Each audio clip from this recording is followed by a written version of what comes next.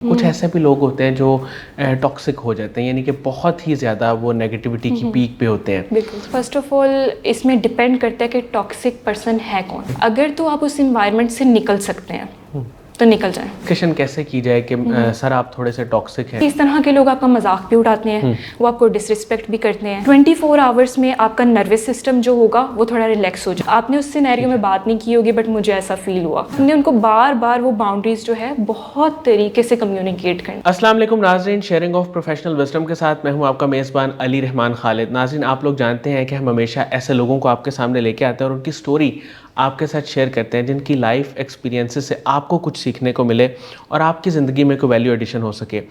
आज जो पाकिस्तान के हालात हैं, हर बंदा ये जानना चाहता है कि किस सेक्टर में जॉब ज़्यादा हैं, और अगर हम किसी भी जगह पे काम करते हैं तो उस ऑर्गेनाइजेशन का कल्चर कैसा होना चाहिए, कल्चर को कैसे बेहतर किया जा सकता है।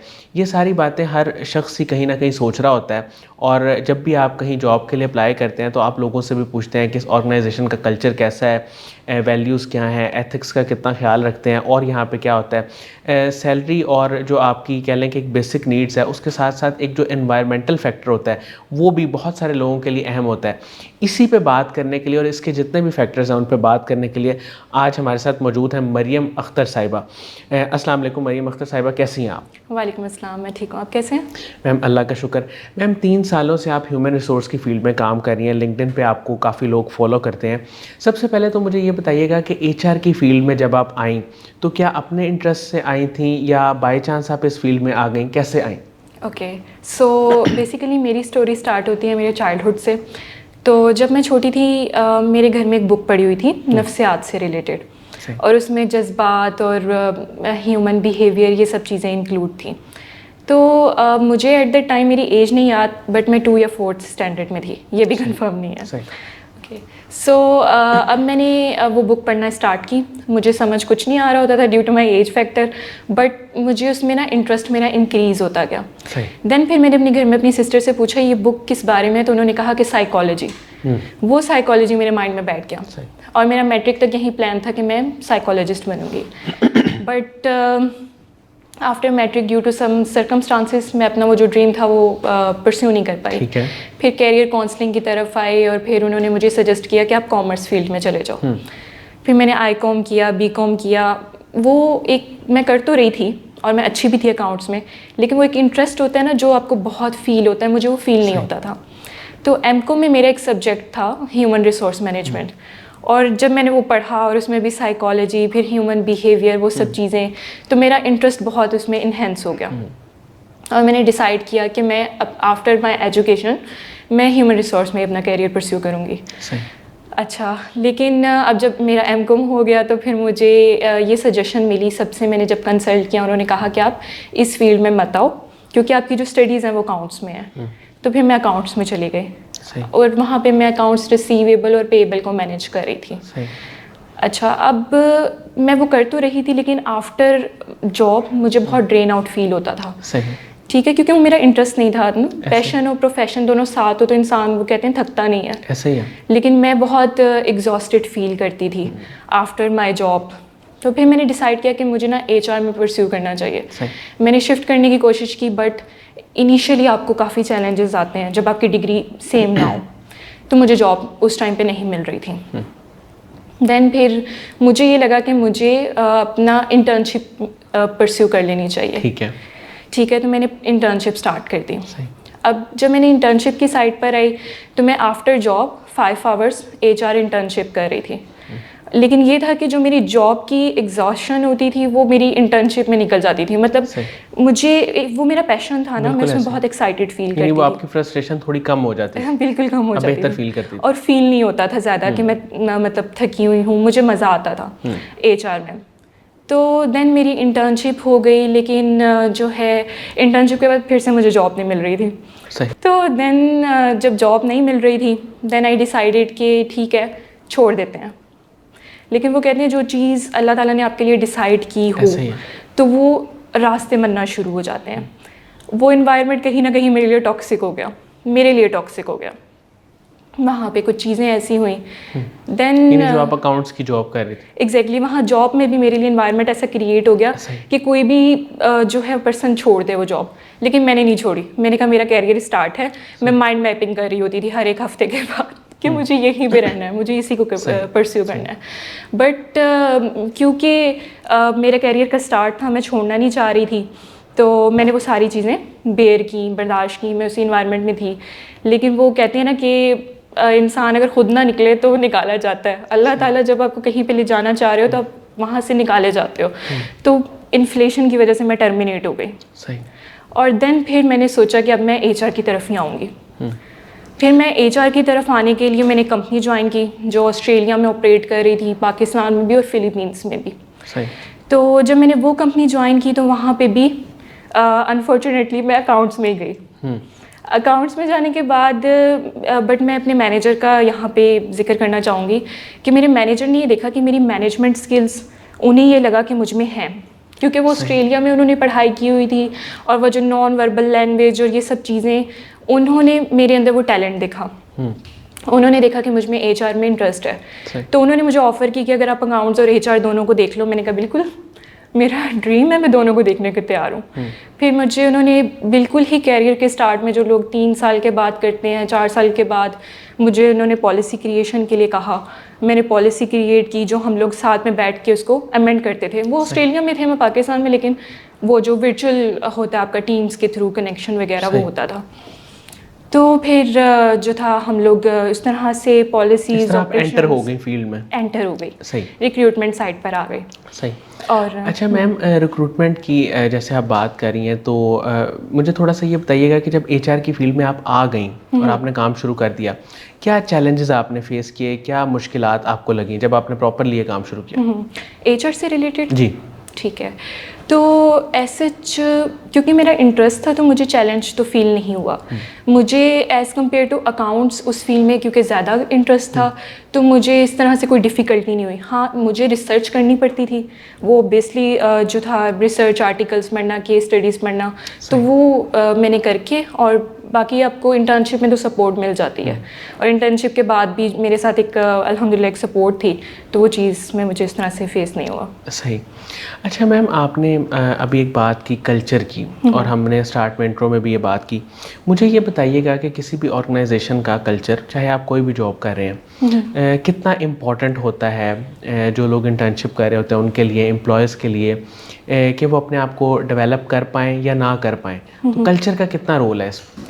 देखिए, कल्चर का तो सबसे इम्पोर्टेंट रोल ही कल्चर का होता है। मैं आपको एक साइकोफिजियोलॉजिकल एक्सपेक्ट आपसे डिस्कस करना चाहूँगी। हमारा जो नर्वस सिस्टम होता है वो हमारी बॉडी का कंट्रोल सेंटर होता है। वो हमारे ब्रेन और बॉडी में सिग्नल्स को ट्रांसमिट करता है। लाइक जो हमने रोज़ खाना पीना, वो सारा एक्टिविटीज़ होती हैं, और जो इन ऑटोमेटिक एक्टिविटीज़ भी होती हैं जो बॉडी में हो रही होती हैं, वो वही परफॉर्म करता है।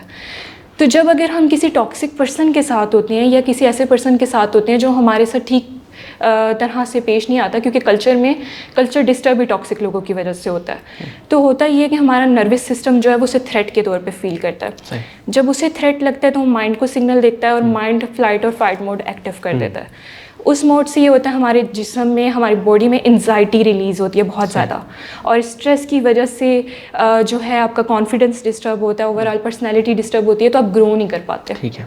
अच्छा मैम, कल्चर का डायरेक्टली ताल्लुक़ है लोगों के साथ, तो अब ऐसे लोग जो आपको पता है कि थोड़े से नेगेटिव हैं या वो पॉलिटिक्स करते हैं या लेग पुलिंग करते हैं, ऐसे लोग अगर किसी जगह पे हैं और आप वहाँ काम कर रहे हैं, तो वहाँ पे आपको कैसे बिहेव करना चाहिए?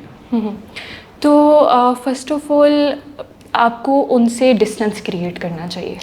ठीक है, क्योंकि जैसे मैंने आपको पहले एक सर्कल बताया जो हमारी बॉडी में हो रहा होता है, वही ट्रॉमा हमारी बॉडी में स्टक हो जाता है अगर वो हम इमोशंस, क्योंकि एक पेन से गुजरते हैं आप इन लोगों के साथ, और अगर उस पेन को आप एक्सप्रेस ना कर पाएँ तो आपकी बॉडी में स्टक हो जाती है। उसकी वजह से आपको लॉन्ग टर्म में डिजीज़ भी हो सकती हैं, like diabetes, migraine, lower back pain और सो ऑन। आपको बहुत डिजीज़ हो सकती हैं। तो फर्स्ट ऑफ ऑल तो आप उनसे डिस्टेंट रहें। ठीक है, उनसे जो इंटरेक्शन है वो अपना मिनिमम करें। ठीक है, तो उनके साथ लिमिटेड रहने से आप जो है वो एक अच्छे तरह से आप सर्वाइव कर सकते हैं उस एनवायरनमेंट। में। अच्छा मैम, डिस्टेंस करना तो एक टेम्परेरी चीज़ है, लेकिन ऑब्वियसली आप जहाँ पे काम कर रहे हैं वहाँ पे कहीं ना कहीं आपका उनके साथ इंटरेक्शन भी होगा। एग्जैक्टली। अभी तो हमने बात की थोड़े से नेगेटिव लोगों की, कुछ ऐसे भी लोग होते हैं जो टॉक्सिक हो जाते हैं, यानी कि बहुत ही ज़्यादा वो नेगेटिविटी की पीक पे होते हैं। बिल्कुल। तो ऐसा कोई सिनेरियो या सिचुएशन आपने कभी अपनी ज़िंदगी में फ़ेस की हो, तो इस सिचुएशन को कैसे डील किया जा सकता है? अच्छा, मैंने तो ये बहुत ज़्यादा फेस की है। तो फर्स्ट ऑफ ऑल इसमें डिपेंड करता है कि टॉक्सिक पर्सन है कौन। आपका मैनेजर है, आपका बॉस है, या आपके कोलीग्स हैं। ठीक है। और टॉक्सिसिटी पे भी डिपेंड करता है कि वो टॉक्सिसिटी है कितनी। ठीक है। क्योंकि आपको एक रॉबर्ट ग्रीन का आइडिया होगा, जिन्होंने 48 लॉज ऑफ पावर लिखी जी है। जी। वो कहते हैं कि 3 years of with toxic boss you may never recover. ठीक है। तो ये डिपेंड करता है कि वो पर्सन कौन है। सही। अगर तो आप उस इन्वायरमेंट से निकल सकते हैं तो निकल जाएं। ठीक है। ठीक है। अदरवाइज ये डिपेंड फिर वही चीज़ है कि वो पर्सन है कौन। ठीक है। अगर तो आपके कोलीग्स हैं तो फिर आप उनके साथ मिनिमम अपनी मीटिंग कर रहे हैं तो एजेंडा डिफाइन करके चलें। अगर आपसे सीनियर है तो फिर कैसे डील किया जाए? ठीक है, आपसे सीनियर है तो फिर आप उनके साथ डिस्कशन कर सकते हैं। ठीक है। ठीक है। लेट्स सपोज, क्योंकि इस तरह के लोग आपका मजाक भी उड़ाते हैं, वो आपको डिसरिस्पेक्ट भी करते हैं और वो आपकी लेग पुलिंग भी करते हैं। अच्छा, डिस्कशन कैसे की जाए कि सर आप थोड़े से टॉक्सिक हैं, इस तरह से? नहीं। अच्छा। आपने जो है फर्स्ट ऑफ ऑल आपके साथ इंसिडेंट होता है तो आपने 24 आवर्स लेने हैं। ठीक है। 24 आवर्स में आपका नर्वस सिस्टम जो होगा वो थोड़ा रिलैक्स हो जाएगा, नॉर्मल हो जाती है चीज़ें। बिल्कुल। उसके बाद आपने जाके सोचना है कि ये जो बात है अगले दिन भी क्या आपके माइंड में चल रही है। अगर वो चल रही है तो डिस्कशन ज़रूरी है। फिर आपने उस पर्सन से जाना है, जाके अपने तरीके से डिस्कस करनी है और आई स्टेटमेंट यूज़ करनी है। ठीक है। आपने यूँ नहीं करना, वरना वो आपके बॉस हैं या आपसे अपर लेवल पे हैं तो आपके लिए हालात ख़राब हो जाएंगे। बिल्कुल ठीक है। आपने ये यूज़ करना है कि मुझे, आपने ये बात की, मुझे ऐसा फील हुआ कि थोड़ा सा डिसरिस्पेक्टेड फील हुआ या मुझे थोड़ा सा बुरा लगा। आपने उस सिनेरियो में बात नहीं की होगी बट मुझे ऐसा फील हुआ।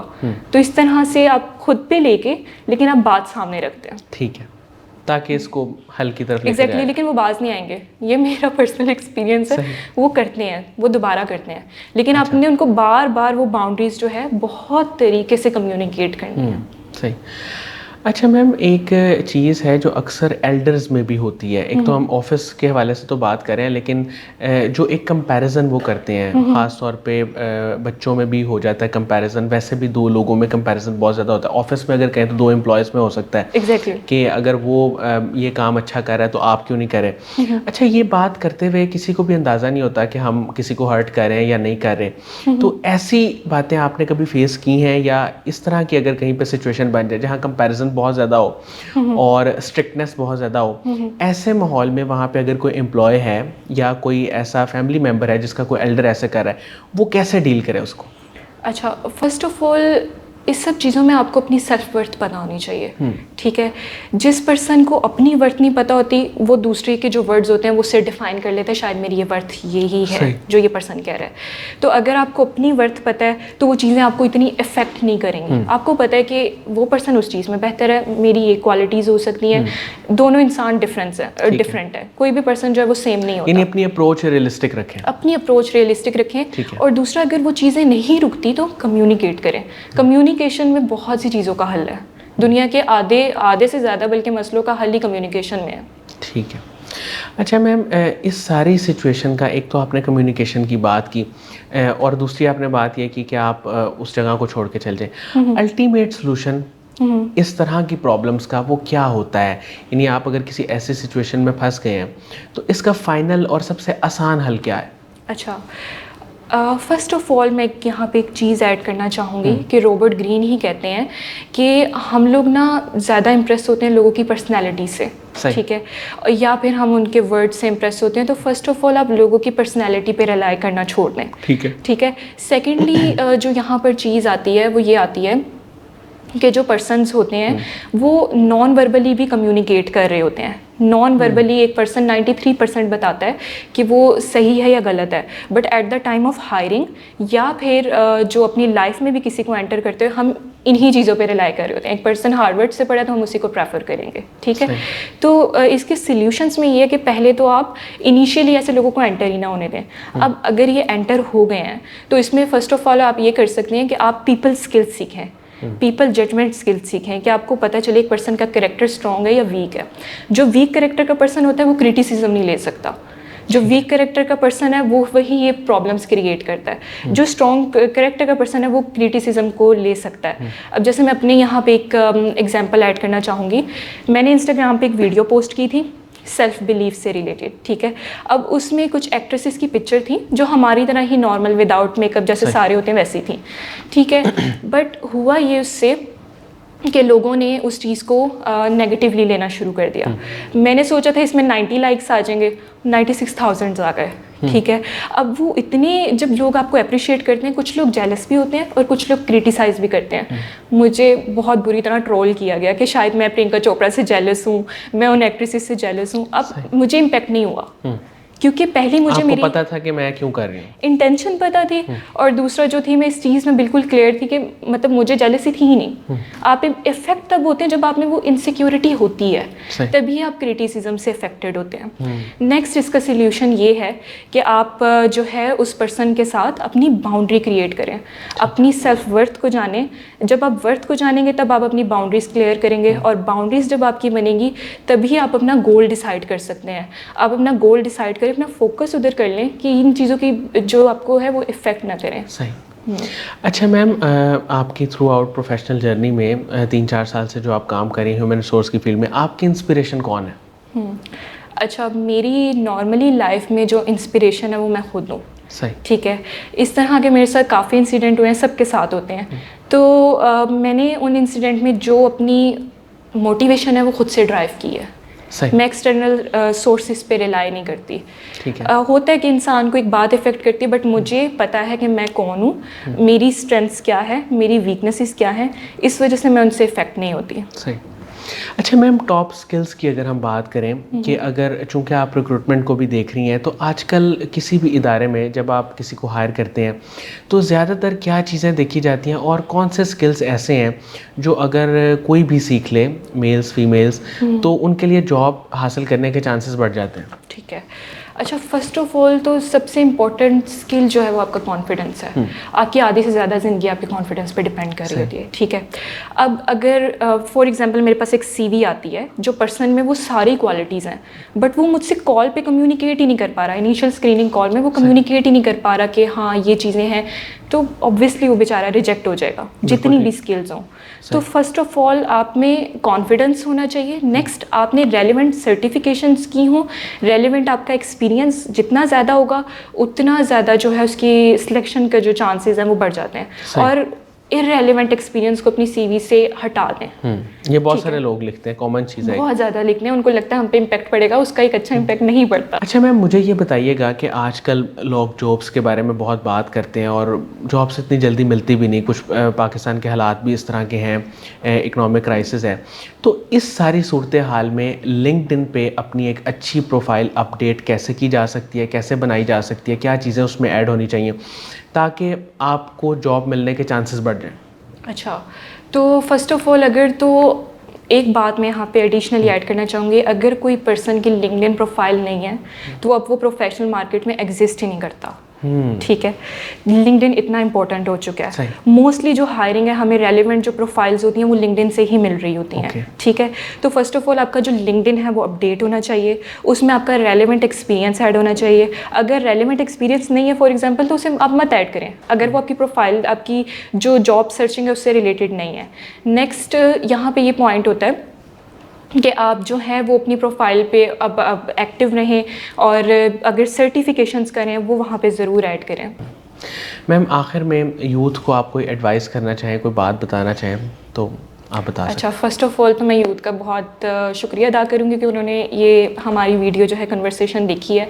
सेकेंडली मैं उन्हें ये एडवाइस करूँगी कि ख़ुद से प्यार करें। जिस तरह आप लोगों को ट्रीट करते हैं, अपने करीबी लोगों को, उस तरह से ख़ुद को ट्रीट करें। आपके लिए कोई तालियां बजाने वाला नहीं है तो आप खुद बजाएं, अपने आप को अप्रिशिएट करें, अपने आप को वो वर्ड्स बोलें जिनसे आप मोटिवेटेड हों, खुद को अप्रिशिएट करें। Thank you. बहुत बहुत शुक्रिया मरियम अख्तर साहिबा, आपने हमारे लिए वक्त निकाला। नाज़रीन, मुझे उम्मीद है कि इनकी गुफ्तगू से आपने बहुत कुछ सीखा होगा, ख़ास तौर पे जो स्किल्स की इन्होंने बात की और किस तरह से आप अगर किसी ऐसे शख्स से आपका सामना है जो नेगेटिव माइंडसेट रखता है या नेगेटिव अप्रोच रखता है, तो उससे आप कैसे बच सकते हैं। ये सारी बातें आज के इंटरव्यू का हिस्सा रहीं। इसके साथ ही इजाज़त दीजिएगा, अपना बहुत ही ख्याल रखें। इंशाल्लाह दोबारा हाज़िर होंगे एक नए इंटरव्यू के साथ। तब तक के लिए अल्लाह हाफ़िज़।